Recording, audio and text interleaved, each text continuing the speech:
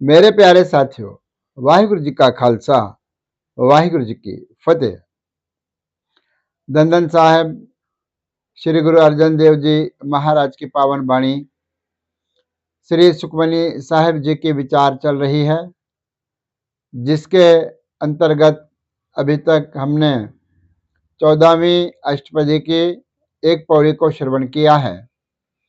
आज 14वीं अष्टपदी की दूसरी पौड़ी को हम श्रवण करेंगे। आओ चित्तवृत्तियों को एकाग्र करके सीधे हम वाणी से जुड़ें। पौड़ी इस प्रकार से आरंभ है। उस्तत मन में कर निरंकार, हे जीव अपने मन के अंदर। उस्तत का अर्थ है वडियाई, स्तुति। उस प्रभु की स्तुति अपने मन के अंदर कर निरंकार। निरंकार का अर्थ है जो परमात्मा आकार से रहित है, वह निराकार परमात्मा के नाम का तू अपने मन के अंदर सिमरन कर मन मेरे सत्य व्यवहार।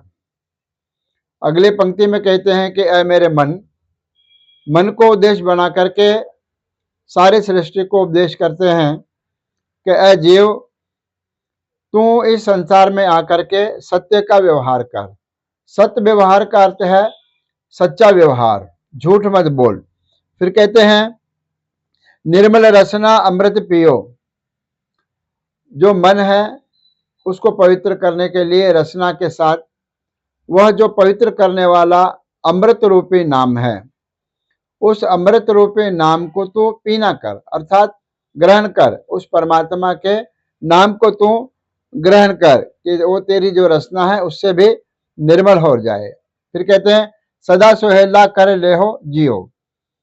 जिस कारण यह जो तेरा मन है हमेशा ही, सुहेला का अर्थ है सुखी हो जाएगा, सदा यानी हमेशा, जिसके कारण हमेशा तेरा जो मन है वह सुखी हो जाएगा। नैनो पेक ठाकुर का रंग, अपने आंखों से उस परमात्मा का जो रंग है, प्रेम है, या उसका जो जगत का तमाशा है वह तू देख।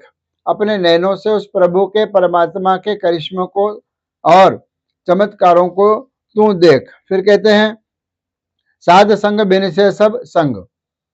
साध संगत करने से हर प्रकार का जो दूसरों का संग है, कुसंग है, वह बिनसय। बिनसय का अर्थ है नाश हो जाता है। साध संगत के करने से हर प्रकार का जो दूसरा संग है, अर्थात मनमुखों का संग है, वह नाश हो जाता है। चरण चलो मार्ग गोविंद। फिर महाराज कहते हैं कि जो चरण है वह चलना चाहिए कहाँ पर? उस प्रभु परमात्मा के मार्ग पर। प्रभु परमात्मा के मार्ग से चलो, उसके ऊपर चलो और अपने पैरों से चलो।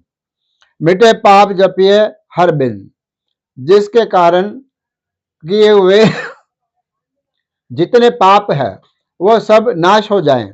जपिए हर बिंद, उस प्रभु परमात्मा को, बिंद का अर्थ है थोड़ा सा, थोड़ा सा भी परमात्मा का नाम अगर जप लेते हैं तो सारे के सारे जो पाप है वह नाश हो जाते हैं। कर हर कर्म श्रवण हर कथा। फिर कहते हैं कि इन हाथों से प्रभु का जो कर्म है वह कर, और हरि परमात्मा की जो कथा है वह तू सुन।